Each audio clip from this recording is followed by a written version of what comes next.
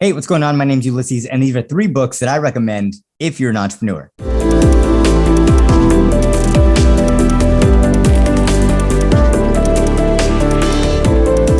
So the first book that I recommend is actually not here. I was actually trying to find it. Me and my girlfriend were trying to look for it and we just couldn't find it. And honestly, it's my first book that I read that I kept and that I kind of destroyed. And if there's a book that you really like and you highlight it, you circle things, you do all of that type of stuff, this is one of those books. So the book is called How to Stop Worrying and Start Living, and it's by Dale Carnegie. I'm pretty sure you're familiar with Dale Carnegie. He wrote the book How to Win Friends and Influence People. So he wrote this book, and I don't think it's talked about enough. And the reason why is because I used to have a lot of anxiety back in the day, like really bad actually, to the point where I would get sweaty, my ears would get red, and I would just break down, and I'd kind of have like a panic attack actually. So that would happen a lot of times during math, not because of any particular reason, but other than the fact that I just lacked confidence. And there was a girl that I liked, and she wasn't even in that class, but there were people that would make fun of me, and I would literally go straight to the restroom and try to control my breathing and all of that type of stuff. And I didn't figure this out, but as soon as I read the book, I learned a lot about how to stop worrying and start living. So I really recommend this as an entrepreneur. The reason why, and I'll tell you a little bit about the book, is because as an entrepreneur, you're going to face so many difficulties in life. And this is with bias, but I'm going to say a lot more. You take on a lot more, especially if you're younger, than you usually would just normally, right? Just kind of doing the normal average thing that most people do. And the reason I say that is because not only do you have to put food on the table for you, but you have to put food on the table for everybody else on your team. You have to be a leader. You have to learn a lot of things that are just not naturally what people are accustomed to.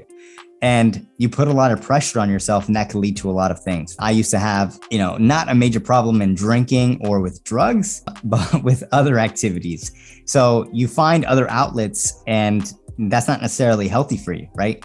So the book taught me a lot about controlling my mind and how to talk to my mind. And that's probably the most important part. Like, I actually have a tattoo on the back of my neck, and it's called, there's 2 of them actually. One of them says no victims here. And the other one says it's a test. So the reason why is because in school, even though I would get anxiety and things like that, whenever it came to a test, I would always pass it. Always, except in college. I failed every class in college except business on purpose. But anyways, in school, I always had this thing where if I thought about things like, hey, if let's say I'm going through issue with a friend of mine, or let's say, something bad happened in my family or something like that, I would always just remind myself, this isn't really real. This is a test to see what you're going to do about it. So that tattoo helped me out a lot. It helped put things into perspective, because when you think about it, if you think about life as the Matrix or something that's not really real, and you don't take things too personal, then you kind of come out with a different objective, right? And How to Stop Worrying and Start Living really taught me to put things objectively.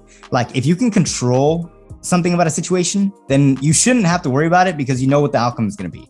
Now, if you can't control something about a situation, you also shouldn't worry about it, because you can't control anything. So what's the point of worrying, right?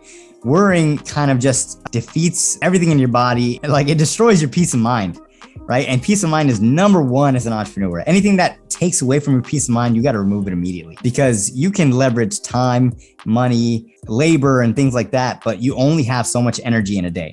So I really recommend reading the book, How to Stop Worrying and Start Living, because for people that overthink and for people that think things are too hard or things like that, this will put life into perspective. The best way to describe it is like basketball. If you take basketball seriously, you still understand it's a game, and you're going to play hard. You're going to understand that that if you want to beat the other team, you have to play more as a team. You have to do certain drills. You have to shoot more 3-pointers. You just understand, hey, it's a test. I have to try to do other things to make it, right? In life, it's different. You don't really think it's like basketball, right? You don't think it's a game. But if you think of it more like a game, you start to play as if there's different levels, right? And I just think that's so super important, right? Somebody once told me that the world is your playground. And to me, when I first thought about that, it kind of resonated with me, because you're right. I see it more as a playground. I see what can I do in this type of world versus oh my God, things are happening to me and all that type of stuff. So I really recommend that. The next book that I recommend that I actually do have in my possession is this one. It's From 6 to 7 Figures, and this is by Austin Etzley. So he was my second mentor. I'm actually in this book. So if you want to get it, but the reason I really recommend this book is because he taught me, all about systems and really business as its basic form. And not too many people teach you about business. Even if you go to college, they really don't teach you too much about business. They'll teach you about accounting. They'll teach you about business administration, things like that. But if you're in a service-based business, meaning you do something for another client or business, there's really only three parts if we put it simplified, right? There's obviously more parts, but one is marketing. How are you going to bring in the customers? Two is sales. How are you going to close the customers? And then three is fulfillment. How are you going to fulfill for the customers? And when you're a freelancer, when you're a solopreneur, like I once was, I thought I could do it all myself. I would stay up really, really late. I'd wake up really, really early. I try to do everything. I try to handle the calls. I try to do the operations portion of it, the finance portion of it.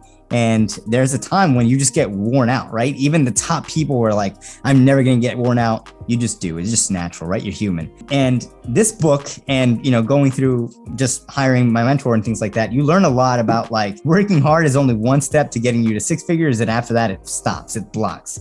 So there's really multiple aspects. There's operations, there's finance, there's HR, there's marketing, there's sales, there's fulfillment. There's a lot of things that actually matter. And that's the fundamentals of a business. If you can have each of those sections running and running without you, then you have a full-blown oiled machine, right? And that's what he always says, is a machine. And the reason why is because the business should be a vehicle to, do whatever it is that you want to do in your life. It should not be a job that you're in and day out. So if anybody's a freelancer, working in the day-to-day, I really recommend this book for you because you learn a lot about how to take your time back and actually scale. And everybody talks about scaling, but usually when they talk about scaling, they talk about sales and marketing, right? Like there's a ton of people out there, but they don't talk to you about systems. They don't talk to you about operations. They don't talk to you about NPS scores. They don't talk to you about onboarding processes, nothing of what actually makes up a successful business. So anyways, get this book. The third book that I recommend is, now that we talked about, basically the first book was all about mindset, right? That's the most important part before you get started. The second one is all about systems and delegation and making sure your business runs without you.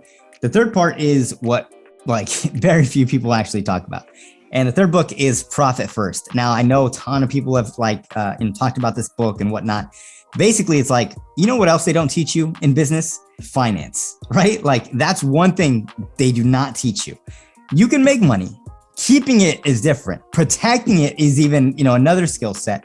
Growing it, multiplying it, like all of that stuff is just, there's just levels. And I did not know any of that. I made a lot of money when I was first starting out. I mean, even now, and I did not profit first, right? I was spending it a lot on trips and a ton of shit that I really just didn't matter. I mean, it mattered to me at the time, and I don't regret it one bit, but I just know if I would have done things right the first time, I'd be in a much different space right now. But anyways, Profit First is all about this. Most people, when they have a business, they think about revenue minus expenses equals their profit, right? That's what everybody thinks. And that's true to a case, but it should always be revenue subtract profit equals the rest. And the reason why is because you should always take a cut as a business owner first for profit, because if not, you're always going to pay yourself last, right? And there's always, there are going to be times when you're going to have to pay yourself last. But this really teaches you the fundamentals about finance. But there's a percentage that should go to your living expenses, a percentage that should go to your operating expenses. There should be a percentage that goes to food, rent, all that type of stuff. So this really kind of teaches you the fundamentals about finance. And as an entrepreneur, finance can be the death of you, right? Most businesses fail due to a lack of cash flow. So, and the reason why is because they don't save up. They don't have 6 months worth of operating expenses, living expenses, food, even fun, investments, things like that, right? So I really recommend Profit First because it kind of gives you, it gets your feet wet, right? Now, obviously there's much more to this. This is obviously going to help you out if you have a business and you're not really taking profit, or you don't really know how you don't really know your cost per acquisition, or you don't really know your cost per fulfillment, or you don't really know your numbers, this is going to help you out, help you define those. But even after that, obviously you need to protect your money. You need to save it, because then there's taxes, there's like a ton of things. And people usually recommend tax deferred options. And right now I'm in the position where I'm learning a lot more about trusts and tax-free options, and to the point where, you save your money and, they won't be able to take your money from lawsuits, anything like that. So, but anyways, first one is how to stop worrying and stop living. That was not right. How to start worrying. Oh my God. How to stop worrying and start living. Number 2 is From 6 to 7 Figures by Austin Netzley. And then number 3 is Profit First from Mike. And I'm going to butcher his last name, but Michael Witch. But yeah, let me know if you have any questions about any of these, and I will see you on the next video.